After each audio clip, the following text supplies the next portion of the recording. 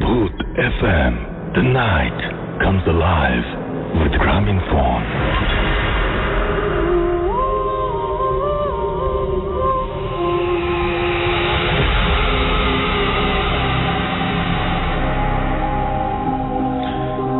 শুনছেন সবসময় radio foot 8.0 FM।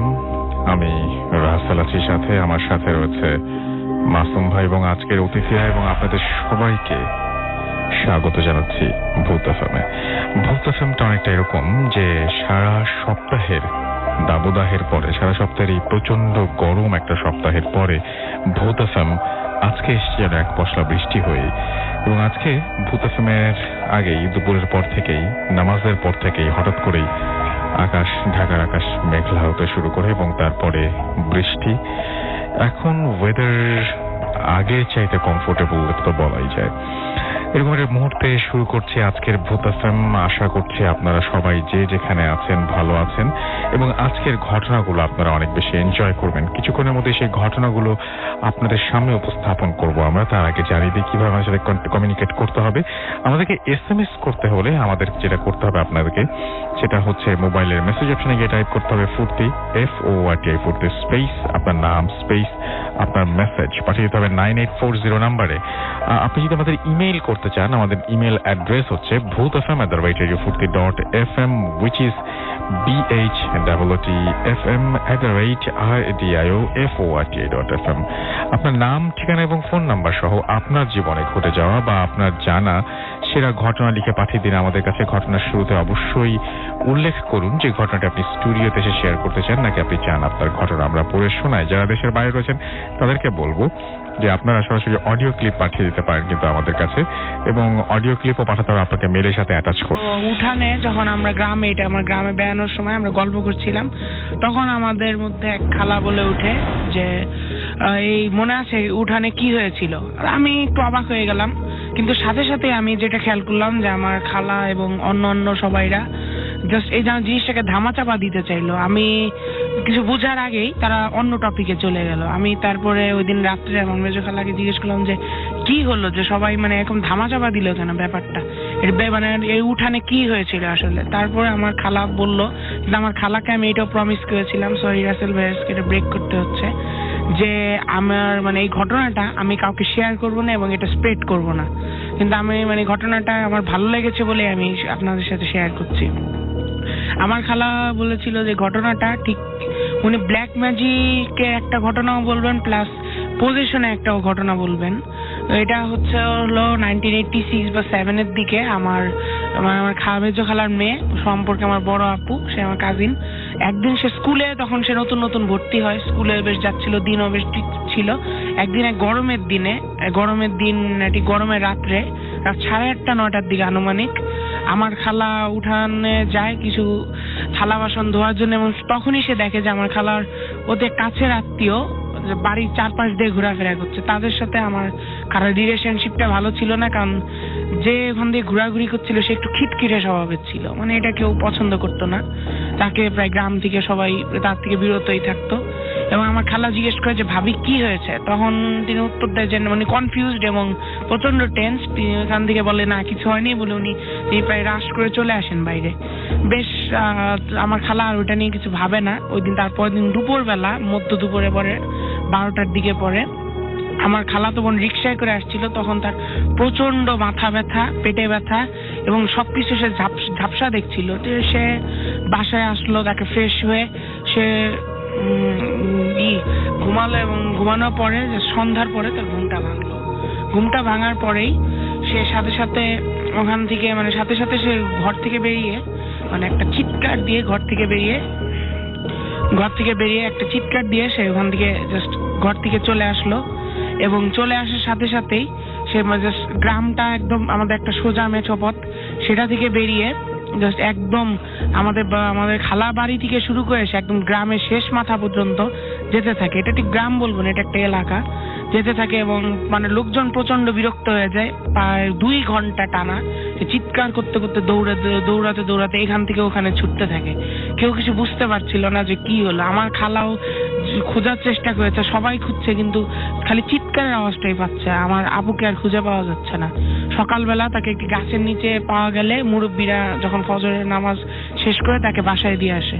এবং ওই দিন দুপুরবেলাও সব ঠিক ছিল, ওই দিন রাত্রে আবার আমার আপু চিৎকার করে বাসা থেকে বেরিয়ে যায় এবং সেই সেম জিনিসটা আবার রিপিট করে রাত ভরে যে সে যা করেছিল। এরকম 3-4 দিন চলার পরে গ্রামের মানুষ একেবারেই অতিষ্ঠ এবং মাঝে মাঝে অনেকেই, আমি শুনেছি এগুলো, অনেকে জানালা খুলে দেখেছে যে আমার আপু যখন দৌড়াচ্ছে, তার চুল ছেড়ে দিয়ে দৌড়াচ্ছে, তখন পিছন পিছন একটা প্রায় আগুনের গোলা, একটা ফায়ার বল তাকে একটা ডিস্টেন্স রেখে আকাশের উপর দিয়ে তাকে ফলো করছে।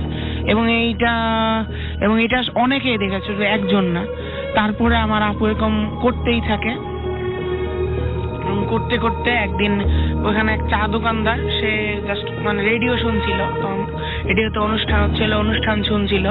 সে এক পর্যায়ে মানে বিরক্ত হয়ে গেল একেবারে, যে এটা তো আর মানে টলারেট করা যায় না, রোজ রোজ এরকম ঝামেলা। সে বাইরে বেরিয়ে খুব রুড হয়ে মানে আমার খালাতো বোনের কাঁধে হাত দিয়ে বললো যে এই মানে কি হয়েছে তোমার? এই বলার সাথে সাথে আমার খালাতো বোন তার হাতটাকে ধরে একটা আছাড় মেরে মাটিতে ফেলে দেয় এবং সাথে সাথে তাকে মানে মারপিট করা শুরু করে দেয় এবং তার হাতে কামড়ানো শুরু করে দেয়।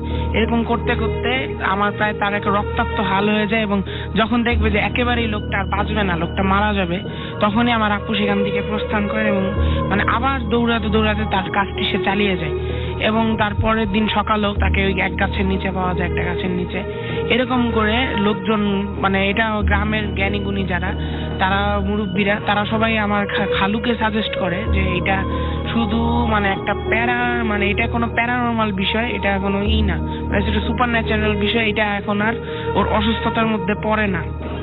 তারপরে আমার আপু এরকম করতে থাকে, কিন্তু একদিন প্রায় প্রথম বুদ্ধিটা দেয় গ্রামের এক মুরব্বী যে তোমরা কয়েকজন 4-5 জন ছেলে মিলে ওকে ধরে ওকে ওর বাড়ি এনে বেঁধে রাখবে এবং যখন এই 4-5 জন যুবক ছেলে এই কাজটা করতে যায়, তখনই আমার খালাতো বোন তাদের মানে অবাক হয়ে গেছে সবাই, যে তাদের প্রায় মেরে সবাই কিন্তু একসাথেই ঝাঁপিয়ে পড়েছিল, তাদের মেরে প্রায় আবারও সেই রক্তাক্ত হাল করে। এবং এই একটা 5 থেকে 6 বছরের মেয়ের আতঙ্কে সারা গ্রাম, সারা এলাকা প্রায় ভয়, মানে আতঙ্ক থাকতো এবং সব জায়গায় খালি একটা কথা যে ওর কাছ থেকে দূরে থাকতে হবে। তার সহপাঠীদের দেখলেও সে এরকম তাদের সাথে ও খারাপ ব্যবহার করতো এবং আরো এমনকি সবচেয়ে বড় বিষয় হলো এমনকি এক সহপাঠীকে মেরে তাই তারও একই অবস্থা করেছিল। এবং এটার পরে কয়েকদিন পরে গ্রামের লোকরা মিলে একটা মিটিং বসালো যে এটার তো কিছু একটা করতে হবে, আর কতদিন ভয়ে থাকবো। প্রথমবার যে মিটিংটা হয়েছিল, প্রথমবার মিটিং হওয়ার পরে উঠানে একটা বড় একটা কাঠের টেবিল, সেটাকে ঘিরে সবাই বসেছিল এবং গ্রামের সবাই একটা ডিসিশন নিচ্ছিল যেটা কি করা যায়। হঠাৎ করে জাস্ট একটা আগুনের গোলা হঠাৎ করে কোথা থেকে সে স্পিডে এসে টেবিলটার সাথে ক্ল্যাশ করে এবং সাথে সাথে একটা এক্সপ্লোশন হওয়ার সাথে সাথে যে 2 জন ছিল একদম টেবিলের দুই প্রান্তে, তারা একটা ছিটকে পড়ে যায় এবং ছিটকে তাদের শরীর অনেক বার্ন হয় এবং তারপরে যে যার মতন ওই দিন দৌড়ে বাসায় পালিয়ে যায়। আমার খালু ওই দিন খুব ভয় পায়, তবুও সে কিছু বলে না। তারপরের দিন যে মিটিংটা হলো রাত্রেবেলা, ওই দিন রাত 8:30টার দিকে, পরের দিনে মিটিং এ সবাই বসে মিটিং করছে। এখন মিটিং এ একটা প্ল্যান বানাবে, সেই প্ল্যানটা আমি একটু পরে বলছি। মিটিংটা যেই শেষ হয়ে যাওয়ার সাথে সাথে আমার আপুকে ওই দিন আসলে বেঁধে রাখা হয়েছিল ঘরের দরজাটা ছিল 2টা পার্ট, একটা কাঠের দরজা, এবং আমার আপু একটা লাথি মেরে দরজাটা ভেঙে জাস্ট খালি এটুকুই বলে যে তোরা আমার কিছু করতে পারবি না, করলে তোদেরই ক্ষতি হবে। এই বলে আমার আপু আবার গ্রামের বাইরে বেরিয়ে যায়। এবং এরকম চলতে অনেকেই যারা ওইখান দিয়ে যারা রিক্সা গেছে বা এরকম কোনো যানবাহন গেছে, তারা দেখতে পাচ্ছে যে আমার খালার বাসার টিনের চাল দিয়ে মানে একটা আগুনের গোলা চারদিক দিয়ে ছুটে বেড়াচ্ছে এবং এইটা দেখে অনেকেই ভয় পেয়েছে। এমনকি এখন যে প্ল্যানটার কথা বলছিলাম, সেই প্ল্যানটা হলো যে আমাদের এক রাখাল ছিল নাম মাসুদ, তাকে বলেছিল যে ওর যে এই অবস্থা, ওকে কেউ ধরে নিয়ে আসতে পারবে না। গ্রামের মানে এলাকার একদম শেষ প্রান্তে একজন মহিলা থাকতো। সে মহিলা, উনি আসলে একটা গুহার মতন জায়গায় থাকতো, উনি ওখান থেকে বেরোতেন না। ওই জায়গাটায় মানে সে জাস্ট ব্ল্যাক ম্যাজিশিয়ান আমি বলবো না, সে ব্ল্যাক ম্যাজিককে ব্যানিশ করার চেষ্টা করতো। সে মাসুদ সেই রাখাল, সে মানে সে তার কাজটাই করে, সে প্রথমে আমার আপুকে ডিস্টার্ব করে 8টা-9টার দিকে। এবার আপুকে বলে যে তুমি তো ঠিক হবে না কোনোদিন, এসে তুমি পাগল, এসে বলার পরে আমার আপু তাকে তাড়া করে। তাড়া করতে করতে সে গুহার কাছে পৌঁছে যায়। মানে আপু না জেনে অন্ধকারে গুহার ভিতর ঢুকে যায়। ঢুকেই সে চুপ করে মানে ফ্রিজ হয়ে যায়। ফ্রিজে একটা জায়গা চোখ বন্ধ করে বসে পড়ে। ওইখানে তার থেকে কিছু ডিস্টেন্সে জোড়াসন করে একটা মহিলা বসে আছে এবং তিনি মুসকি মুসকি হাসছে আর বলছে যে ওকে তো ব্ল্যাক ম্যাজিক করা হয়েছে। এই বলে তিনি জাস্ট আমার খালা বলছে যে এরকম বড় মোম আর তিনি কোনোদিন দেখে নাই। উনি 2টা মোম একটা পাশে আরেকটা একদম লাগিয়ে রেখে সাথে সাথে মোমগুলি জ্বালিয়ে দেয় এবং তখনই মোমের আগুনের উপর থেকে একটা হাওয়ায় ভাসা অবয়ব চারদিকে ছড়িয়ে পড়ে এবং অবয়বটা মানে এত ক্রিস্টাল ক্লিয়ার ছিল, সবাই বুঝে যায়, এখানে যতজন ছিল জ্ঞানী গুণী লোকেরা সবাই বুঝে যায় এটা সেই আত্মীয় যে নাকি বাসা দিয়ে সেদিন ঘুরঘুর করছিল। এবং আমার আপু তারপরে অবয়বটা ঠাস করে নিভে যায় এবং নিভে যাওয়ার পরে সবাই মোম দুটাও নিভে যায়। তখন মহিলা মুচকি এসে বলে যে এটা এখন কেটে গেছে, কিন্তু এখন মানে এখানে এই সমস্যা এখানেই শেষ না। এই আসলে উনি নিঃসন্তান বলে এই কাজটা করতে চেয়েছে এবং এখন যদি ওনাকে না থামান তাহলে উনি আরো কোনো বড় একটা ঘটনা ঘটাবে এবং এই ঘটনাটার কারণে গ্রামের অনেক বাচ্চার মৃত্যু বা বড় কোনো ক্ষতি হবে। তাই ভালোভাবে আপনারা এই ব্ল্যাক ম্যাজিশিয়ান যে তাকে ধ্বংস করেন এবং সে এতক্ষণে জেনে গেছে। কারণ আপনারা যেহেতু জানেন, মানে আপনারা যেহেতু জানেন না, আমি একটা কথা আপনাদের বলে দিই। আপনাদের বাড়ির পিছনে সে যে ঘুরঘুর করছিল আসলে সে একটা ছোট একটা মূর্তি, পিতলের মূর্তি ওখানে পুঁতে দিয়ে গেছে এবং এই মূর্তিটা ফেটে মাটি ফুঁড়ে বেরিয়ে এসেছে। রাসেল ভাই একটা কথা আমি বলতে ভুলে গেছি যে এরকম একটা মূর্তির কথা এক তান্ত্রিক আসছিল আমার বোনকে দেখার জন্য। সে বাসায় ডান পাটা দেওয়ার আগে সে বলছিল যে আমি যদি এখন বাসায় ঢুকি আমি ছাই হয়ে ভস্ম হয়ে যাব, আমার আর কোনো অস্তিত্ব থাকবে না। ঠিক কথাগুলি মিলাই ফেললো আমার খালা এবং বলল মহিলা যে এতক্ষণে দেখবেন উনি পালানোর সব প্রস্তুতি নিয়ে নিয়েছে। কারণ আমি আমার চোখ দিয়ে দেখতে পারতেছি যে ওই মূর্তিটা ভেঙে জাস্ট মাটি ফুঁড়ে বেরোয় আসছে। তারপরে সবাই লাঠি ছোটা মশাল নিয়ে সবাই যায় এবং গিয়ে দেখে যে ওই বাসায় তালা, সবাই তালা ভাঙে, গিয়ে দেখে যে টিভি চলছে, রেডিও অন, মানে যেটা বোঝা গেল যে ওনারা একটু আগেই টের পাইছে এবং তারা কোনো রকম করে ওখান থেকে পালাই গেছে। এবং তারপরে সবাই জাস্ট খোঁজাখুঁজি করে গ্রামের, কিন্তু খোঁজাখুঁজি করে আর তাকে আর পাওয়া যায় না। কিন্তু হ্যাঁ, 10 বছর পরে তিনি যখন ফিরে আসেন তার 3টা মেয়ে হন। পরে এই মহিলা, তখনও তিনি বেঁচে ছিল, মহিলা বলেন হে মুচকে এসে যে আপনাদের এইখানে তো পারে নাই, সে তার শ্বশুর বাড়িতে গিয়ে এই কাজটা আবার করছে, এই রিচুয়ালটা প্র্যাকটিস করছে এবং 3টা মেয়েকে মানে মৃত্যুর কোলে ঢেলে দিয়ে সে 3টা বাচ্চার জন্ম দিতে পারছে। এই স্টোরি আছে। ওকে, থ্যাংক ইউ ভেরি মাচ। আপনার ঘটনার জন্য আপনাকে অনেক অনেক অনেক অনেক ধন্যবাদ। আমরা চলে যাচ্ছি আমাদের পরবর্তী ঘটনায় এবং অফকোর্স এই ঘটনাটি একটা ইমেইল, যে ইমেলটা আমরা এখন পড়তে চাই। তো পড়ে ফেলছি ইমেলটা, যেভাবে লিখেছেন সেভাবেই পড়ছি।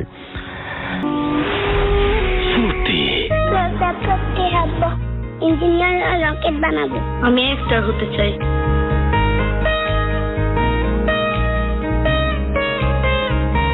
আমরা খুশি with Grameenphone.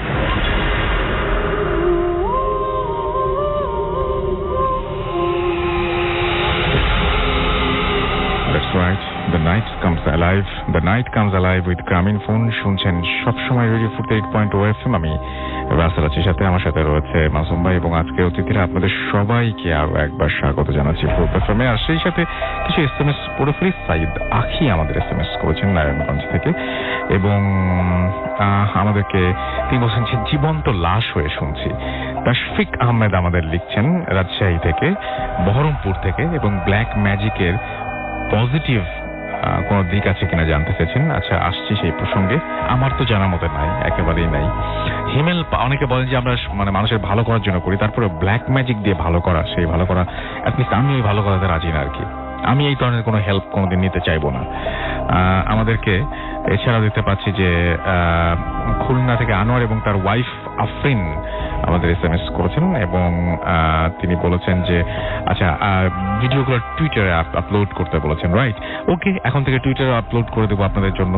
মিরাজ আমাদের SMS করেছেন, মিরাজ আমাদের লিখেছেন এবং গোলাম রাব্বি আমাদের মিডফোর্ড থেকে লিখেছেন এবং আমাদেরকে দেখতে পাচ্ছি তিনি বলছেন ভূত এফএমের সবাইকে পবিত্র মাহে রমজানের শুভেচ্ছা। পরশুদিন থেকে মাহে রমজান, পরশুদিন মানে তোমার কালকে থেকে হিসাবে কালকে থেকে। তো আপনাদের সবাইকে এই শুভেচ্ছা আমি জানাতে চেয়েছিলাম, ভুলে গিয়েছিলাম আবার। অ্যান্ড আশা করছি যে অনেক ভালো কাটবে। আমার কাছে মানে পুরো বছরের মধ্যে এই একটি মাস সবচেয়ে বেশি ভালো লাগে। মানে আমার কাছে সবচেয়ে বেশি ভালো লাগে শুধুমাত্র রমজান মাসের যে সবাই রোজা রাখেন এই ব্যাপারটা না, কেমন যেন আমার কাছে প্রতিটা দিনই উৎসব উৎসব মনে হয় এবং মনে হয় যে আজকেও কিছু একটা ঘটবে, এরকম কিছু একটা মানে ভালো একটা কিছু ঘটবে, আজকে ভালো একটা কিছু ঘটবে। সবসময় এই ফিলিংটা আমার ভেতরে কাজ করে। অভিজিৎ আমাদের SMS করেছেন সৌমিক, এছাড়াও আনাম আমাদের SMS করেছেন, ফারুক হুসাইন আমাদের SMS করেছেন নাটোর থেকে, উদয় আমাদের SMS করেছেন, এছাড়া আমাদেরকে মহিউদ্দিন ফরিদপুর থেকে SMS করেছেন, পিউল রহমান বাগেরহাট থেকে আমাদের SMS করেছেন, সুজন সিলেট থেকে SMS করেছেন, ইমেলের প্রশংসা করেছেন পিউল। এছাড়াও পটুয়াখালী থেকে নায়ন আমাদের SMS করেছেন, আমাদেরকে SMS করেছেন প্রাঞ্জল এবং তমা কক্সবাজার থেকে ভূত এফএম শুনছেন 2011 থেকে তারা। মিরাজ আমাদের SMS করেছেন রংপুর থেকে সরাসরি শুনছেন। রনি আমাদেরকে SMS করেছেন এবং সাথে আছি জানিয়েছেন। নিশাত আমাদের রাজশাহী থেকে বলছেন খুব ভালো লাগছে। শাহরিয়ার SH আবরার হাজারিবাগ থেকে আমাদের সঙ্গে আছেন এবং তিনি বলছেন যে ভাই ভয় পাচ্ছি না ভাই।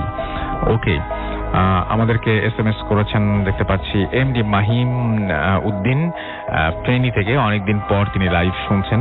পলাশ আমাদেরকে SMS করেছেন এবং আমাদেরকে SMS করেছেন দেখতে পাচ্ছি হাসান খান বিশ্বনাথ সিলেট থেকে এবং তিনি আমাদের সঙ্গে আছেন এবং আমাদেরকে হিমেল পান্ডে গুলশান 2 থেকে SMS করেছেন, লিখেছেন ভালো হচ্ছে। তাসিন আমাদের SMS করেছেন ফুর্তি মগবাজার থেকে। জনি শুনছেন আমাদেরকে, ফয়সাল আমাদের সাথে আছেন, এছাড়া আমাদের সাথে আরো অনেক আছেন, পরাগ আছেন, পনির আছেন, রুমিন আছেন শ্রীমঙ্গল থেকে, আলিফ আছেন খুলনা থেকে, তারেক আছেন খুলনা থেকে। আরে খুলনা তো জমে গেছে আজকে, তো খুলনার প্রচুর মানুষ। আমি খুলনা থেকে প্রচুর ঘটনা চাই, খুলনার মানুষরা সবসময় পার্টিসিপেট করুক সেটা চাই, কারণ খুলনা থেকে সবসময় মানে we got beautiful stories from Khulna. এখন কেন যেন মানে আমাদের খুলনার অনেকদিন ধরে মানে কি বলবো, আই ডোন্ট নো যে কি হয়েছে, বাট আমার মনে হয় যে আমি আবারও পাবো। আমি আশায় আছি সেটার। চলে যাই আমরা ঘটনায়। আমাদের সঙ্গে আছেন আহমেদ বাবু ভাই, অ্যান্ড তার কাছে ঘটনায় যাব। আমরা চলে যাই বাবু ভাইয়ের কাছে। থ্যাংক ইউ রাসেল ভাই। Thank you. অডিয়েন্স সবাই আশা করি ভালো আছেন।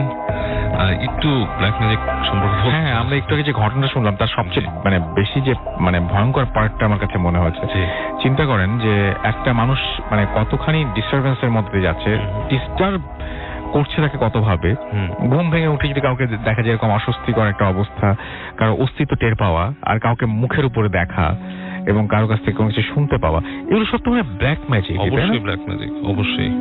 আর সেকেন্ড যেটা বললো যে ব্ল্যাক ম্যাজিক, একজন প্রশ্ন করলেন যে ব্ল্যাক ম্যাজিকের পজিটিভ কোনো দিক আছে না, কি মনে হয় আপনার? আসলে ব্ল্যাক ম্যাজিকের কোনো পজিটিভ সাইড নেই রাসেল ভাই। Black magic itself is like simple ভাষায় কুফরি কালাম একদম, এবং এটার স্থায়িত্ব যতদিন পৃথিবীতে সে বাধা না পাবে ততটুক টাইমে, এবং তাকে অবশ্যই আল্লাহর কালাম দিয়ে বাধা দেওয়া যায়, এবং পৃথিবীর জীবন শেষ মানে সেই মানুষটার জীবনটাই শেষ।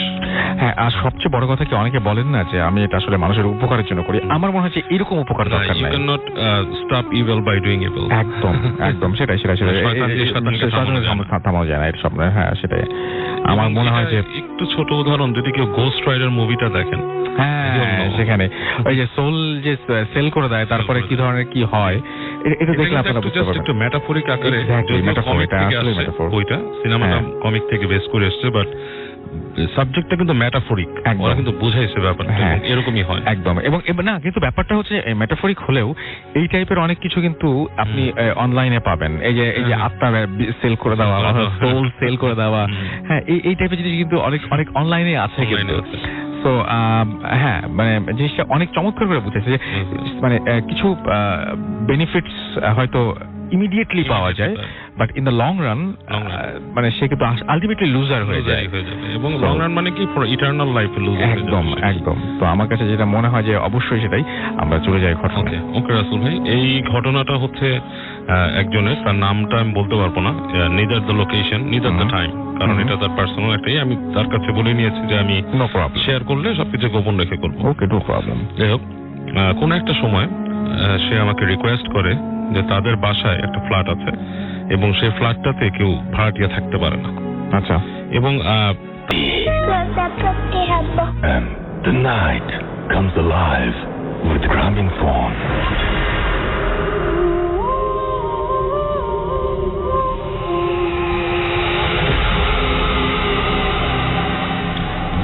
The night comes alive with gramophone. শুনছেন সবসময় রেডিও ফুর্তি 88.0 FM। আমি রাসেল আছি সাথে। সময় কত কম আমাদের হাতে, আমরা চলে যাই সরাসরি পরের ঘটনায় এবং আপনার কাছে আমরা ঘটনায় যাব। আপনার ঘটনাটা আমরা শুনে ফেলি।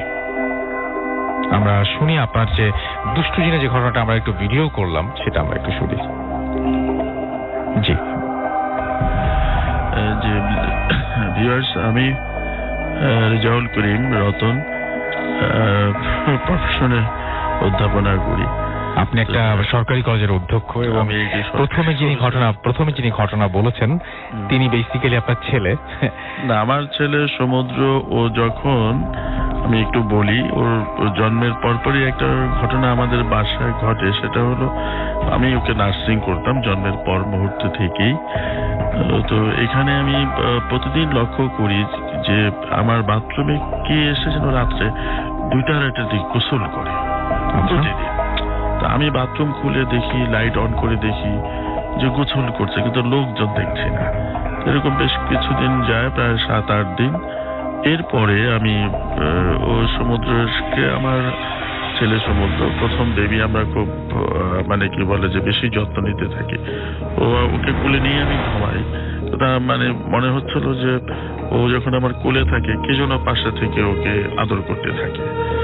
তো এই ঘটনাটা আমি করে আমি আমাদের এখন বর্তমান যে বাইতুল মোকাররমের যে খতিব, ওনাকে আমি ব্যক্তিগতভাবে, উনি আমার পরিচিত সালাউদ্দিন সাহেব, ওনাকে আমি একদিন গিয়ে বললাম যে স্যার এই ব্যাপার। উনি আলিয়া মাদ্রাসার তখন প্রিন্সিপাল ছিলেন। বললাম স্যার এই ব্যাপার, এরকম ভাবে আমার বাসায় এরকম ঘটনা ঘটে। উনি হেসে দিয়ে বললেন যে আচ্ছা, বুঝতে পারছি, ওরা নতুন বেবি আসছে, তো এই কারণে মানে কি বলে আপনার বেবিটাকে খুব পছন্দ করেছে। ওরা রাত্রে ওইখানে যায় এবং ওরা অনেক মানে রেস্ট নিয়ে গোসল টোসল করে তারপর চলে আসে। আমি না করে দিব। আমি সত্যি কথা এই কথাটা বলি যে ওটাকে এটা বলে আসলাম, পরের দিন থেকে দেখি যে সত্যি সত্যি আর কিছু হয় না, কিছু দেখি যে ওরকম কোনো মানে গোসলের শব্দ নাই, কিছু নেই। পরে কয়েকদিন পরে আমি আবার গেলাম, বললাম আমাকে দেখে বলে কি বন্ধ হয়েছে, ওরা কি যায়? আমি বললাম স্যার আমি দেখছি না। আমি কথা হয়েছে, আমি ওদেরকে বলে দিয়েছি। যাক, আমি যে মূল যে ঘটনাটা আমি বলতে যাচ্ছি সেটা আমার দাদির মুখে শোনা। আমার বয়স তখন 7-8 বছর। এটা মুক্তিযুদ্ধের ওই বছরই, আমরা তো মুক্তিযুদ্ধের সময় গ্রামের বাড়িতে ছিলাম। তো আমার দাদি আমাদেরকে নানা ধরনের গল্প শোনাতেন। তার মধ্যে এই গল্পটি উনি আমাদের শুনিয়েছেন এবং পরবর্তীতে আমাদের দেখিয়েছেন। বিষয়টা হচ্ছে যে আমাদের গ্রামেই একজন মৌলানা সাহেব ছিলেন, হুজুর, এবং উনি ধর্মীয় রীতিনীতি অবলম্বন করতেন, মানতেন এবং উনি খুব পরহেজগার বুজুর্গ ব্যক্তি ছিলেন। ওনার বাড়ির কিছু সংস্কার কাজের জন্য উনি কিছু 3 জন শ্রমিককে আনলেন। শ্রমিককে নিয়ে আসলেন, তারা এত দ্রুত কাজ করে সবাই অবাক হয়ে যায়। তো শ্রমিকদেরকে উনি বললেন যে তোমরা কি খাবা? তো নানা ধরনের খাবারের সাথে বললো যে আমরা কই মাছ খাবো। তো পীর সাহেব বা ওই মৌলানা সাহেব তার 10-11 বছরের সন্তানকে দিয়ে ওদেরকে দুপুরে খাবার পাঠিয়েছে, সাথে 3টা কই মাছ।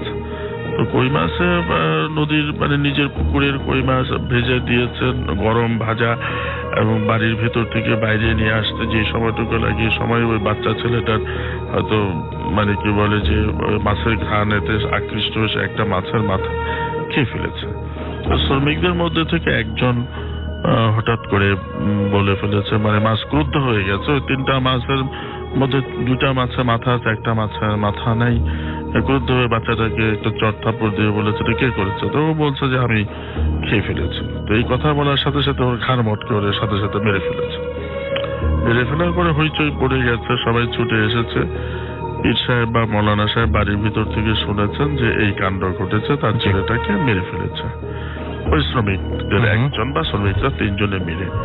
এটা শোনার পরে উনি সবাইকে মানে নিবৃত করলেন এবং বললেন যে না ঠিক আছে, আবার হয়ে গেছে, ওকে নিয়ে বাচ্চাটাকে নিয়ে আসা, আমরা দাফন টাফন করি। কিন্তু উনি কিভাবে কৌশলে ওদেরকে আটকে ফেললেন।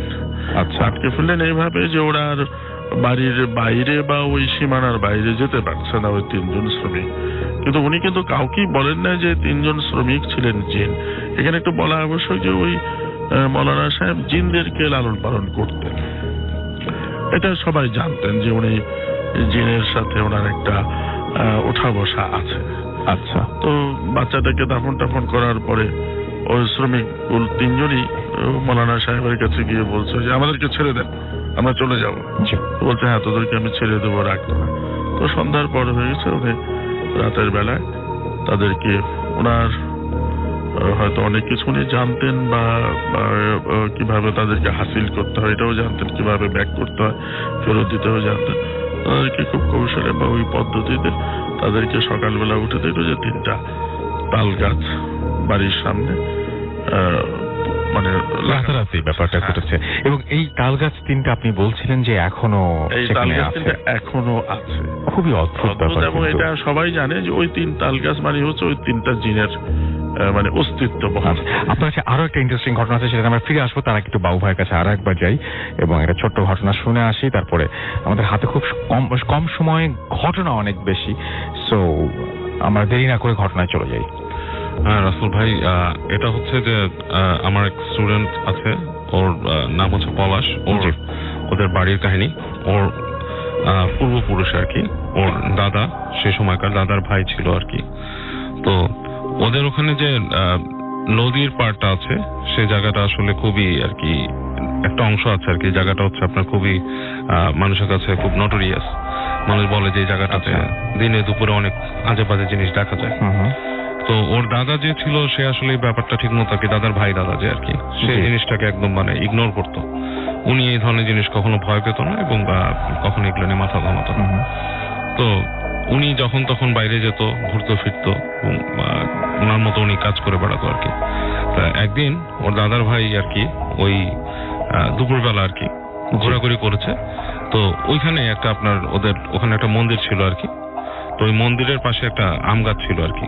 জি, তো সেই আম গাছে আর কি আপনার কেউ নর্মালি আম ধরে থাকতো, কেউ ওইটা পারতো না আর কি। জি, আম ধরে ওখানে পড়ে গেলেও কেউ ওখান থেকে আম কুড়াতো না আর কি। তো দাদার ভাই ছিল, উনি এগুলো নিয়ে আর কি খুব একটা কেয়ার করে না। উনি ওইদিকে গেছে, ওনাকে ওনার পাশের বন্ধুরা বলছে যে যদি তুমি ওখান থেকে আম নিতে পারিস তাহলে মনে করবো যে তুই কিছু একটা আর কি, তোর ভেতরে আসলে সাহস আছে। তো বলছে যেটা কি, আমি আম নিবো, এটা কোনো ব্যাপার না, আমি আম নিয়ে আসবো এবং খাবো, তোরাও খাবি যদি চাস। তো ওদের সাথে কথা বলে উনি ওখান থেকে থাকবেন। স্টে টিউনড রেডিও ফুর্তি এন্ড ডোন্ট স্টপ দ্য ফুর্তি। ফুর্তি হবো, ইঞ্জিনিয়ার রকেট বানাবো। আমি একটা The night comes alive with Gramophone.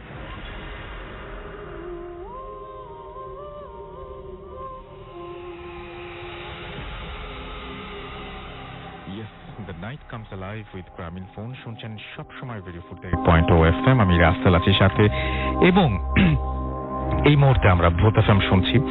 প্রচন্ড গরম ছিল সারাদিন এবং গরমের পরে আজকে হঠাৎ করে আবার এখন ওয়েদারটা ভালো, এবং সারাদিন বলবো না, নামাজের পর থেকে আসলে ওয়েদার হঠাৎ করে চেঞ্জ হয়ে গিয়েছিল।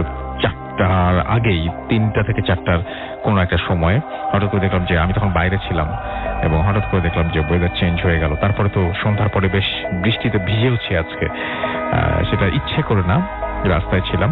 তো সবকিছু মিলিয়ে বেশ ভালো কাটছিল আজকে সারাটা দিনই। আমার মনে হচ্ছিল যে ভূত এফএমের সময় যেন গরমের অস্বস্তিটা কম থাকে, সেটা হয়েছে আলহামদুলিল্লাহ। যাই হোক, অর্ক আমাদের SMS করেছেন, ফিরোজ ওয়াবদা খুলনা থেকে লিখেছেন লাস্ট স্টোরিটা অনেক ভালো ছিল। আমাদেরকে আহসান লিখেছেন, এছাড়া আমাদেরকে আফরা SMS করেছেন, Afra Saiful Holy Crescent school থেকে, এছাড়াও অথই জিসিয়া আমাদের বনশ্রী রামপুরা থেকে SMS করেছেন, পলাশ সিলেট থেকে SMS করেছেন এবং তিনি বলেন লাস্ট উইক থেকেও বেটার লাগছে আজ। Okay, thank you so much. Jacqueline আমাদেরকে লিখেছেন দেখতে পাচ্ছি, মমি আমাদেরকে লিখেছেন দেখতে পাচ্ছি, তাশফিক আহমেদ অনিক, এছাড়া আমাদেরকে মেহেদি SMS করেছেন। আসলে ব্যাপারটা হচ্ছে কি যে রেগুলার যদি আপনি শুনে আপনাকে তখন কিন্তু ভয় পাওয়ানোটা আরো বেশি মুশকিল হয়েছে। আপনার নিজের বাসায় আপনার যতটা ভয় লাগে, আপনি যে বাসাটায় নতুন একটা বাসায় যে আপনি হয়তো অনেক বেশি ভয় পাবেন, বা নতুন একটা মানুষকে নিয়ে আমরা অনেক বেশি সংশয় থাকে, আশঙ্কা থাকে, বাট যখন সেই বাসাটা থাকতে তো অভ্যেস হয়ে যায়, সেই বাসায় আপনাকে কিন্তু ভয় দেখানো একটু কঠিন, তাই না? একটা নতুন বাসায় ভাড়া নিয়ে আজকে উঠলেন, সে সব লাইট অফ করে দিয়ে আপনাকে একা থাকতে বলা হলো, আপনার একটু ভয় লাগবে। নিজের বাসার ক্ষেত্রে অতটা ভয় কিন্তু লাগে না, কারণ এই বাসায় আপনি সবকিছু জানেন। যাই হোক, এছাড়া আমাদেরকে শিপন মল্লিক SMS করেছেন আমাদেরকে দেখতে পাচ্ছি, মোবারক, এছাড়াও নাজু কক্সবাজার থেকে আমাকে SMS করেছেন, মেহেদি আমাদের SMS করেছেন আমাদেরকে, SB বাপ্পি সহ আরো অনেকে। আমরা চলে যাব এখন সরাসরি ঘটনায়, এবং লক করে যখন আসছেন তখন উনি একটা চাপা আর্তনাদ শুনতে পান। এই আর্তনাদটা একদম আমি যদি মনে করেন আমার মুখ চাপা দিয়ে ধরে রাখি এবং কেউ যখন চিৎকার করার চেষ্টা করে ওরকম একটা আর্তনাদ। তো এটা শোনার পরে ও 2-3 সেকেন্ডের জন্য একটু থামার পরে ও পিছনে তাকায় দেখে যে ওই ড্রয়ারগুলোর দিয়ে তাকালে ও ভাইব্রেশন বুঝতে পারছে, ড্রয়ারগুলো কাঁপছে। তো এটা ও দেখে কোনো রকম মর্গ থেকে বের হয়ে আপনার দরজা লক করে, যেটা কেজি গেট। তো কেজি গেটের ওই পারে তো দেখাই যায়, ও যখন ক্রস করছিল তখন দেখে যে আর্তনাদের সাউন্ড আরো একটা না 2-3টা একাধিক মানুষ এরকম সাউন্ড করছে, মানুষের সাউন্ডই আর কি সাউন্ড হচ্ছে। তো ও প্রচন্ড ভয় পেয়ে যায়, ও চলে আসতে যাবে, এই সময় ওই থাই গ্লাসের গেটটা ক্রস করা লাগে। তো যখন এই থাই গ্লাসের গেটটার পাশে দিয়ে যাচ্ছিলেন, উনি শুনতে পান যে এই গ্লাস দুপদাপ সাউন্ড, ওই পাশ থেকে কেউ একজন গ্লাসের দরজায় বাড়ি দিচ্ছে, আঘাত করছে। তো আসলে এইটা কোয়াইট ইম্পসিবল যে রাত্রেবেলা মর্গের ভেতর কেউই নেই, এটা তারা বাড়ি দিচ্ছে কেউ। তো উনি কি করে, ইনস্ট্যান্টলি ফেইন্ট না হয়ে ওনার 2 আরো কলিগকে ফোন দেয়। ওনার 2 কলিগ তারপরে আসে, তারপর তিনজনই এক্সপিরিয়েন্স করেছিল যে তারপর 3জন ওরা দেখার জন্য ঢোকে যে কি হচ্ছে আসলে, প্রচন্ড সাউন্ড, ধূপধাপ সাউন্ড, আর্তনাদ। তো ওনারা কেজি গেট খোলে, আবার যখন ঢুকে, এই পার্টটা ইন্টারেস্টিং আছে ভাই।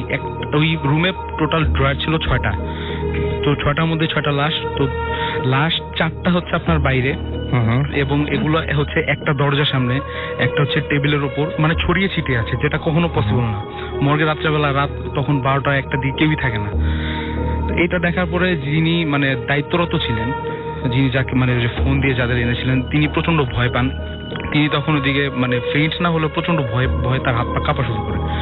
তো তারা সবাই লাশগুলোকে আবার যার যার নির্দিষ্ট ড্রয়ারে রেখে লক করে চলে আসেন। তো ওই দিন সারাদিনই তার প্রচন্ড শরীর খারাপ থাকে, পরের দিন তার প্রচন্ড জ্বর চলে আসে। তো এই জ্বরের মধ্যে তিনি একবার 3 ঘন্টার জন্য কোমাতে চলে গিয়েছিলেন। আচ্ছা।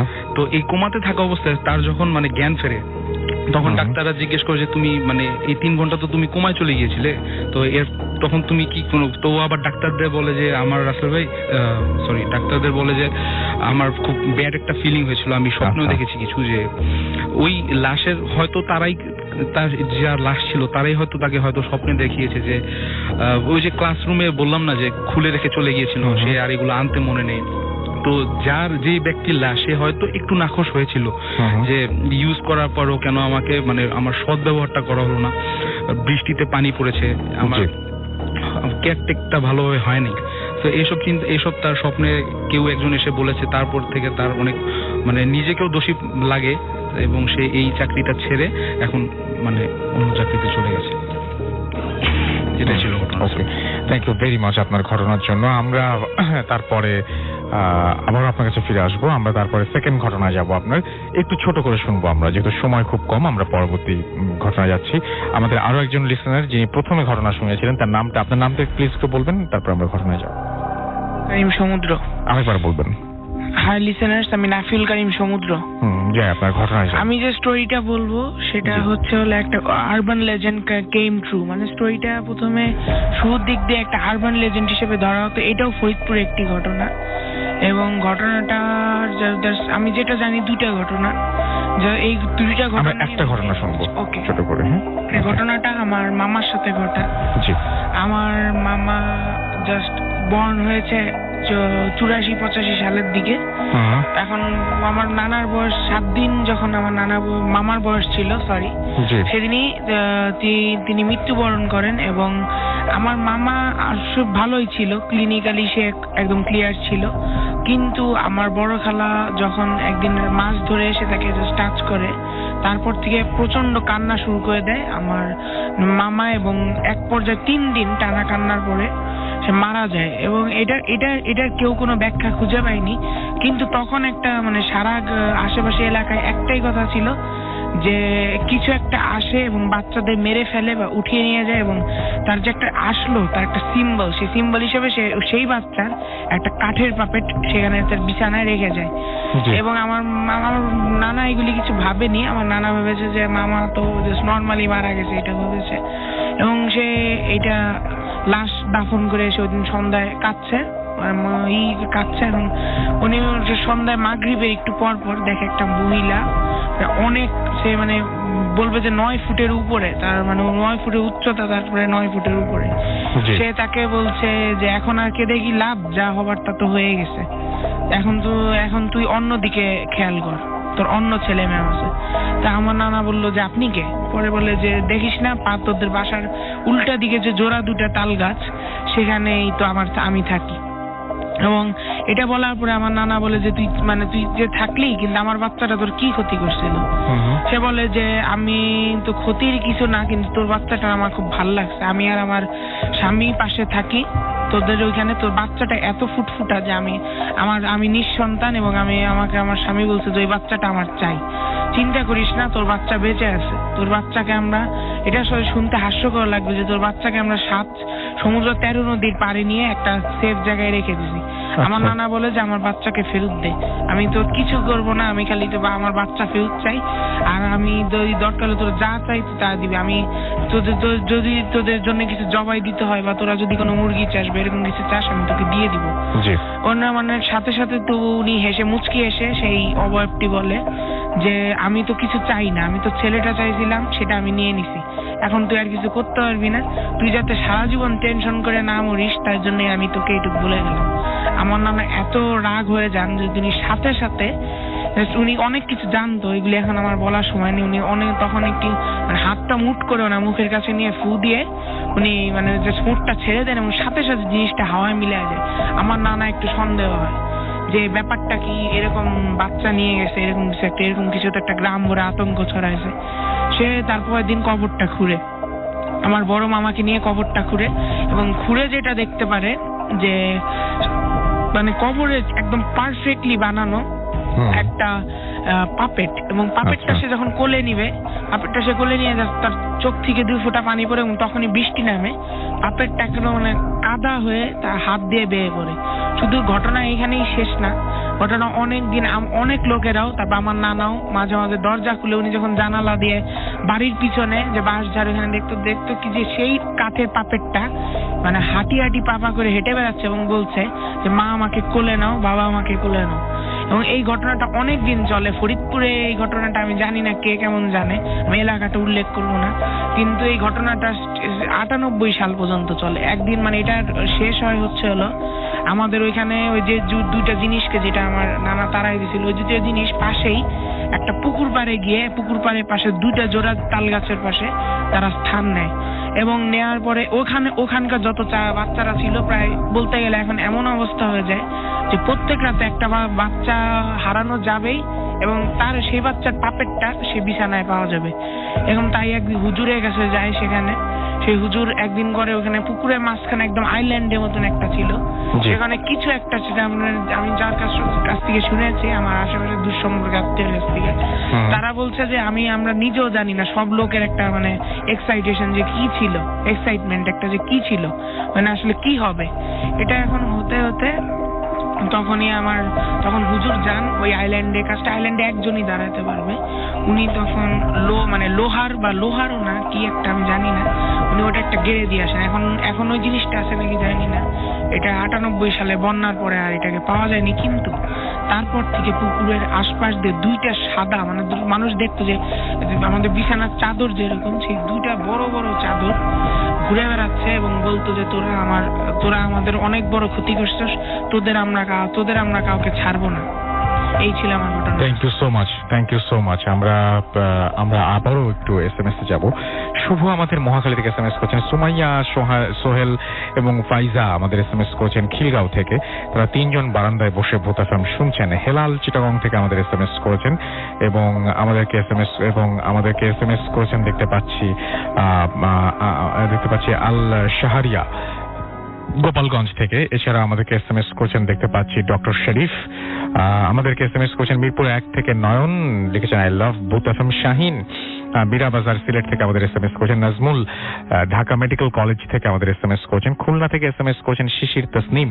এছাড়াও অপু কর্মকার আমাদেরকে SMS করেছেন। তুহিন সিলেট থেকে SMS করেছেন। আশরাফ সিলেট থেকে SMS করেছেন। আশিক আনসারি ও মেহেদি চাঁপাইনবাবগঞ্জ থেকে আমাদের SMS করেছেন। এছাড়া আমাদেরকে SMS করেছেন সুমাইয়া, আমাদেরকে SMS করেছেন দেখতে পাচ্ছি আরো অনেকেই। তো আমরা এখন আবারও পরবর্তীতে আরেকটা ঘটনায় চলে যাব, তবে তার একটা ছোট্ট বিরতি নেব। বিরতির পরে আবারও ফিরে আসবো, তাহলে একটানা আমরা শেষ করতে পারবো। সো বিরতির পরে আবারও ফিরে আসছি। সেই পর্যন্ত আশা করছি আমাদের সঙ্গে থাকবেন। স্টে টিউন টু রেডিও ফুর্তি অ্যান্ড ডোন্ট স্টপ দ্য ফুর্তি।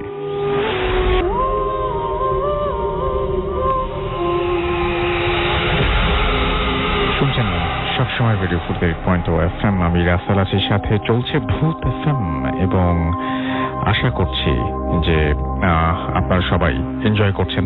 একটা জিনিস আমি একটু ভাবছিলাম, যদি আজকে সময় কম তারপরেও বলি যে আমি আজকে ঘটনাগুলো শুনছিলাম এবং প্রত্যেকটা ঘটনাই খুব অদ্ভুত এবং অনেকেই আপনারা সেটা বলছেন যে লাস্ট উইকের চাইতেও আজকে অনেক ঘটনা আপনাদের কাছে অনেক বেশি ভালো লাগছে। আরো বেশ কিছু ঘটনা রয়েছে যে ঘটনাগুলো আপনাদের ভালো লাগবে আশা করি।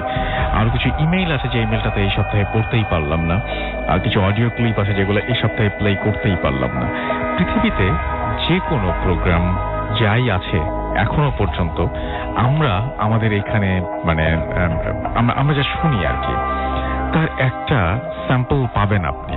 মানে এর চাইতে বেটার কিছু হয়তো অন্য কোথাও হচ্ছে, এর চাইতে বেটার কিছু হয়তো অন্য কেউ করছে, এরকম একটা ব্যাপার। কারণ কি, মানে প্রত্যেকটা জিনিস হয়ে গেছে, তার আদলে একটা জিনিস আমি করছি। সো এর চাইতে বেটার একটা ভার্সন হয়তো অন্য কোথাও আছে। বাট একটা জিনিস আমার খুব আশ্চর্য লাগে যে আমরা যখন ভূত FM শুরু করেছিলাম তখন এই স্যাম্পল আর পৃথিবীর কোথাও ছিল না। মানে এটা হচ্ছে একমাত্র একটা আইডিয়া, যে আইডিয়াটা মানে সব জায়গায় ছড়িয়ে গেছে আর কি। সেটাই সবসময় মানে কি বলবো, সেটা মানে যখন সেটাই বিগ আইডিয়া হয় যখন সেটা ছড়ায় এবং বহুদিন ধরে টিকে থাকে এবং অনেকেই মানে এই আইডিয়াটাকে ধারণ করতে চান। তো এই ব্যাপারটা খুব অদ্ভুত এবং এটার সবচেয়ে বেশি স্পেশালিটি যেটা, সেই স্পেশালিটি সেখানে ব্যক্তি আমি বা মাসুম ভাই আমার পাশে আছেন। আমরা কেউ না আসলে এই প্রোগ্রামের, আমরা কিন্তু ম্যাজিক দেখাই না, আমরা এখানে ম্যাজিশিয়ান না, আমরা এখানে খেলা দেখাই না। আমরা যেটা করি সেটা হচ্ছে যে আমরা আপনাদের সাথে সবাইকে পরিচয় করে দিই এবং আপনারা সেই ব্যাপারটা ম্যাজিকটা ঘটান। আপনারা এখানে এসে আপনাদের সত্যি ঘটনা শেয়ার করে, আপনারা মানুষের সাথে শেয়ার করে, আপনারা মানুষকে ভয় দেখান বা মানুষকে আনন্দ দেন, যেটাই হোক না কেন এটা আপনারা করেন। সুতরাং এই প্রোগ্রামের মেইন সোল যদি বলি, এই প্রোগ্রামের সোল হচ্ছেন আপনারা, এই প্রোগ্রামের হিরো হচ্ছেন আপনারা। এখানে ব্যক্তি আমি মাসুম এরা কেউ না, আসলে আমরা শুধুমাত্র আপনাদের সঙ্গে আছি আর কি।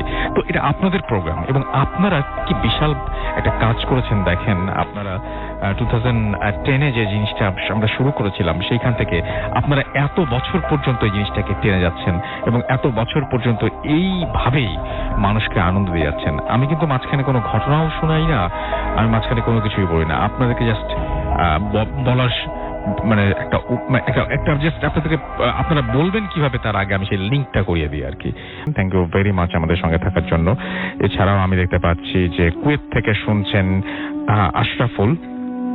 এছাড়াও আমাদের সঙ্গে আছেন মঈন আহমেদ, মঈন আহমেদ আমাদের সঙ্গে আছেন দেখতে পাচ্ছি হিশাম বিন নিজাম, এছাড়াও ইশরাফুল খন্দকার আমাদের সঙ্গে আছেন দেখতে পাচ্ছি মাফিউল হাসান, এছাড়াও শাহরিয়ার হোসেন আমাদের সঙ্গে আছেন, আসুজ্জামান সোহাগ আমাদের সঙ্গে আছেন, তামিম চৌধুরী আমাদের সঙ্গে আছেন এমডি নাইমুল ইসলাম আশা, এছাড়াও আমাদের সঙ্গে আছেন তানজিল, ইউসুফ পারভেজ আমাদের সঙ্গে আছেন আসুজ্জামান সোহাগ, তারা শুনছেন, ছবি আপলোড করেছেন, কৃষ্ণা প্রেম আমাদের সঙ্গে আছেন দেখতে পাচ্ছি রবিন হোসেন, এছাড়াও আমাদের এবং কৃষ্ণা প্রেম ইন্ডিয়া থেকে তিনি বলছেন অন দ্য ওয়ে, তিনি ইন্ডিয়া থেকে শুনছেন তিনি, ওকে, ইন্ডিয়া থেকে যাচ্ছেন বা এরকম কিছু একটা তিনি লিখে বোঝানোর চেষ্টা করছেন। আবু রাহান রাজশাহী থেকে শুনছেন, আমাদের সঙ্গে আছেন কামরুল হাসান, আমাদের সঙ্গে আছেন আবি আল বিদা ইমরুল কায়েস আমাদের সঙ্গে আছেন, এবং তিনি বলছেন আজকে বেশ ভয় লাগছে, থ্যাংক ইউ ভেরি মাচ আমাদের সঙ্গে থাকার জন্য। শফিউল্লাহ সাগর আমাদের সঙ্গে আছেন সাইমুন তাজুল খান, এছাড়াও শাফওয়ান সামি আমাদের সঙ্গে আছেন, অ্যাপ দিয়ে শুনছেন তিনি এই মুহূর্তে আমাদের ভিডিও ফুটেজ যে পেজটা, সেই পেজে দেখতে পাচ্ছি আমাদের সঙ্গে আছেন আফরোজা মায়া, এবং আমাদের সঙ্গে আছেন দেখতে পাচ্ছি জান্নাতুল পিয়াস, ধানমন্ডি থেকে শুনছেন তিনি, এবং আমাদের সাথে আছেন দেখতে পাচ্ছি অমিত হাসান, ইন্ডিয়া থেকে শুনছেন, অ্যাপ দিয়ে শুনছেন, thank you very much. Moinuddin আমাদের রোজ আমাদের সঙ্গে আছেন, বরিশাল থেকে শুনছেন তিনি, আমাদের সঙ্গে আছেন মারুফ ইসলাম শান্ত, শাহ মমি শাহ আমাদের সঙ্গে আছেন, রনক প্রাপ্তি আমাদের সঙ্গে আছেন দেখতে পাচ্ছি রবিউল ইসলাম আমাদের সঙ্গে, এমডি রেজাউল ইসলাম আমাদের সঙ্গে আছেন, খায়রুল আলম আমাদের সঙ্গে আছেন দেখতে পাচ্ছি তন্ময় শিকদার, ফাহিম রেজা আমাদের সঙ্গে আছেন, অজানা উদ্দেশ্যে আমাদের সঙ্গে আছেন শাহরিয়ার শিহাব, আমাদের সঙ্গে আছেন রকনুজ্জামান রাজ সহ আরো অনেকে। আমাদের পেজে যারাই থাকেন না কেন, তারাই আমি রিকোয়েস্ট করবো যে অন্য কাউকে নিয়ে বা অন্য কোনো কিছু নিয়ে, কোনো প্রোগ্রাম বা কিছু নিয়ে আপনারা খারাপ কিছু লিখবেন না প্লিজ, এটা আমাদের অনুরোধ, এবং আশা করছি যে সেটা আপনারা রাখবেন আমাদের এই অনুরোধটা। আমরা চলে যাব আমাদের লাস্ট অতিথির কাছে, এবং তার কাছ থেকে আমরা ঘটনা শুনবো। আপনার নামটা প্লিজ একটু বলবেন, এবং তারপর আপনার ঘটনায় যাব আমরা। হ্যালো লিসেনার্স, আমি মোহাম্মদ ফজল রাব্বি শিমুল, আমি কিলকিত থেকে এসেছি, বর্তমানে ঢাকা ইআইবিতে পড়াশোনা করতেছি বিবিএতে। ওকে। তো ভাই, ঘটনাটা ঘটে আজ থেকে প্রায় কয়েক বছর আগে। তখন আমার এইচএসসি পরীক্ষা সামনে ছিল। তো এর আগে আমি এটা একটা ম্যাচ সংক্রান্ত ঘটনা। তো আমার কিছু ফ্রেন্ড সাইকেলের সাথে আমি গন্ডগোল করে নতুন একটা ম্যাচে উঠি। ম্যাচে উঠি। তো ওখানে ওঠার পর 15 দিন খুব ভালোভাবে ছিলাম। তো 15 দিন পর তো আমি বলে রাখা ভালো, আমি প্রচুর পরিমাণে স্মোক করতাম। তো প্রতিদিনের মতো আমি সেদিন এক প্যাকেট সিগারেট নিয়ে রুমে যাই। তো যাওয়ার পরে তো হঠাৎ পড়াশোনা করতেছি রাতের বেলা। তো হঠাৎ করে রুমের মধ্যে একটা বিশ্রী বাজে গন্ধ, ব্যাপক টাইপের। তো আমি গন্ধটা এমন অবস্থা বলে বুঝতে পারবো না, মনে হচ্ছে বমি চলে আসবে। তো উঠতে গেলে তো উঠতে পারতেছি না, গোটা হাত পা অবশ হয়ে আসতেছে, মনে হচ্ছে কি আমাকে চাপায় রাখছে, শরীরটা প্রচন্ড গরম। তো হাতের কাছে লাইটার থাকার কারণে আমি লাইটারটা জ্বালাম। তখন মনে হলো যে খুব ফ্রিলি অনুভব করতেছি, সঙ্গে সঙ্গে একটা সিগারেট জ্বালাম। এরপর আমি পুরোটা ফ্রি হয়ে যাই। তারপর আমি জানালাটা লেগে দিই। জানালা লেগে দেওয়ার পর 5 সেকেন্ডের মধ্যে একটা ধপ করে একটা শব্দ হলো। আমি পুরা ভয়ে আমি পিছন দিকে চলে আসি। আমি পুরো আতঙ্কের মধ্যে পড়ে যাই, মাথা কাজ করতেছিল না আসলে আমি কি করব। তো এরপর আমি কয়েল ছিল রুমের মধ্যে, কয়েল জ্বালিয়ে আমার যে মেন গেট যেটা আছে, দরজা যেটা বের হবো, তো ওই দিকে ছুড়ে দিই। তারপর আমি শব্দ করলাম কে, কোনো শব্দ নাই ওপাশ থেকে। আবার শব্দ হলো, মনে হচ্ছে কেউ প্রচন্ড জোরে বাড়ি দিল। তো আমি আবার বললাম যে কে, আরো কোনো শব্দ নাই। এরপর ওই দিন আবার আমার ম্যাচে কেউ ছিল না। ম্যাচটা হচ্ছে আপনার মনে করেন যে আমি একটা মিস্টেক করে গেছি। আমি যে ম্যাচে ছিলাম ওই ম্যাচে যে ম্যাচের যে মালিকটা হচ্ছে একটা বয়স্ক মহিলা। তো মহিলার একটা বাচ্চা বা কোনো ছেলে মেয়ে ছিল না, শুধু একটা নাতি ছিল আর একটা কাজের মহিলা ছিল। তো আর কেউ ছিল না ওই বৃদ্ধ মহিলাটার। তো ওই দিন ম্যাচের হচ্ছে আপনার 3টা রুম, আর তো আমি সিঙ্গেল রুমে থাকতাম। তো ওই দিন আবার ম্যাচে কেউ ছিল না, আমি একা। তো হঠাৎ করে মনে হলো যে ম্যাচে কেউ নাই। আর জানালার ওপাশ থেকে যে বাড়িটা মারলো, তো আমার ম্যাচটা ছিল আপনার মহিলা কলেজের আশপাশে। তো ওইখানে মানে আমার ম্যাচের রুমের পাশে আপনার মানে মহিলাদের ম্যাচ, মেয়েদের তার পাশে মহিলারা থাকেন ওখানে। হ্যাঁ, তারপরে মানে মহিলারা থাকেন। তো পরে ভাবলাম যে এখানে জানালাদের কিছু ফ্যাজলামিও যদি করে এখানে তো ঢুকতে পারবে না, কারণ পাশে হচ্ছে হাই সিকিউরিটি মহিলাদের ম্যাচ। তো আমি এরপর রুমের বাইরে কেউ হাঁটাহাঁটি শব্দ পাইলাম, তো আমি আর বুঝতে বাকি থাকলো না। তো আমি অনেক ভয় পেয়ে গেলাম, তো দোয়া দরুদ পড়তে থাকলাম যা আসে। তো এরপর রুমের মধ্যে বসে আছি, হঠাৎ করে মনে হচ্ছে যে বাথরুমের ট্যাপ কেউ ছাড়ার পরে আমি মনে হচ্ছে যে চারিদিকে আমি একটা সমুদ্রের মাঝখানে, এত শব্দ, মনে হচ্ছে ঢেউ খেলাচ্ছে এরকম অবস্থা। বাইরে প্রচন্ড ঝড় বৃষ্টি, মনে হচ্ছে যে মানে বেড টেড নড়তেছে। আমি মানে কি বলবো, চোখ দিয়ে আমার টপ টপ করে পানি পড়তেছে। মোবাইলের দিকে তাকিয়ে দেখি যে মোবাইলে কোনো নেটওয়ার্ক নাই। তারপরে কি হলো? খুব অসহায় হয়ে পড়লাম ওই সময়টা। তো এখন আমি কি করব? তো একটার পর আমি সিগারেট জ্বালিয়ে যাচ্ছি। তো এক পর্যায়ে আপনার মানে অনেকক্ষণ পরে এরকম শব্দ হওয়ার পরে একটা চিকন একটা ভয়েস আসলো আমার কাছে, তো আজকের মতো বেঁচে গেলি। এরপরে আজান দিল, স্বস্তি ফিরে পেলাম। তখন মনে হলো যে ভাই নতুন একটা জীবন ফিরে পেলাম। থ্যাংক ইউ সো মাচ আপনার ঘটনার জন্য। আপনাকে অনেক অনেক অনেক অনেক ধন্যবাদ। আমি দেখতে পাচ্ছি আমাদের এখানে বেশ কিছু SMS রয়েছে। মৌমিতা আমাদের সাথে আছেন, আমাদের সঙ্গে আছেন দেখতে পাচ্ছি শফি পাবনা থেকে, এছাড়াও আদনান আমাদের সঙ্গে চিটাগং থেকে আছেন, ফরহাদ খান আমাদের সঙ্গে আছেন সিলেট থেকে, আমাদের সঙ্গে আকাশ গোমেজ আছেন গাজীপুর থেকে, এছাড়া আমাদের সাথে আরিফ এবং তার ওয়াইফ রুম্পা আছেন, SA কল্লোল আমাদের সঙ্গে আছেন, FM মৌসুম আমাদের সঙ্গে আছেন এবং লাইট অফ করে শুনছেন। মাহি আছেন আমাদের সঙ্গে আছেন দেখতে পাচ্ছি আরিফ এবং তার ওয়াইফ রুম্পা, এছাড়াও আছেন সৌরভ পাবনা থেকে, মিন্টু আমাদের সঙ্গে আছেন মেহেদি, এছাড়াও আমাদের সঙ্গে আছেন দেখতে পাচ্ছি আরিফ এবং তার ওয়াইফ রুম্পা, তো পড়লামই। আমাদের সঙ্গে আছেন দেখতে পাচ্ছি MD বাবুল তেজগাঁও থেকে, SH ডালিম আমাদের সঙ্গে আছেন, SH ডালিম হাজারিবাগ থেকে আছেন, আর মেহেদি আমাদের সাথে আছেন খালঘাট চাঁপাইনবাবগঞ্জ থেকে, এছাড়াও আমাদের সঙ্গে আছেন দেখতে পাচ্ছি শাহিন মীরাবাজার থেকে, আমাদের সঙ্গে আছেন আশিক, আমাদের সঙ্গে আছেন মেহেদি, এছাড়াও আমাদের সঙ্গে আছেন আরো অনেকে। আপনি যদি থাকতে চান, এতক্ষণ তো ছিলেনই আমাদের সঙ্গে, পুরোটা সপ্তাহ থাকতে পারবেন। আমাদের ফেসবুক পেজ দুটো ভিজিট করেন, www.facebook.com/radio.food and www.facebook.com/bhutfm.russell। এবং আমরা সারা জীবন আপনাদের সঙ্গে আছি এবং আপনাদের সঙ্গে থাকতে চাই, আলাদা হয়ে যেতে চাই না। আমরা মানে কি বলবো, যে আমরা কোনো সময় আপনাদের কাছ থেকে দূরের মানুষ হয়ে যেতে চাই না, আমরা বিশেষ কিছু হয়ে যেতে চাই না। আমরা আপনাদের মতোই মানুষ এবং আপনারা আমাদেরকে যেভাবে ঘটনা পাঠাচ্ছেন সেভাবে ঘটনা পাঠাবেন। আমাদের অ্যাড্রেসটা প্লিজ মনে রাখবেন। আমাদের অ্যাড্রেস হচ্ছে bhutfm@radiofurti.fm, which is BHWTFM@radiofurt.fm। আপনার নাম, ঠিকানা এবং ফোন নাম্বার সহ আপনার জীবনে ঘটে যাওয়া বা আপনার জানা সেরা ঘটনা লিখে পাঠিয়ে দিন আমাদের কাছে। ঘটনার শুরুতে অবশ্যই উল্লেখ করুন ঘটনাটি আপনি স্টুডিওতে এসে শেয়ার করবেন নাকি চান আপনার ঘটনা আমরা পড়ে শোনাই। যারা দেশের বাইরে রয়েছেন তারা অডিও ক্লিপ পাঠিয়ে দিতে পারেন আমাদের কাছে। আর সেই সাথে আগামী সপ্তাহে আরো দারুণ কিছু ঘটনা এবং দারুণ কিছু অতিথি নিয়ে আবারও ফিরে আসবো আশা করছি। সেই পর্যন্ত সবাই ভালো থাকবেন, সুস্থ থাকবেন।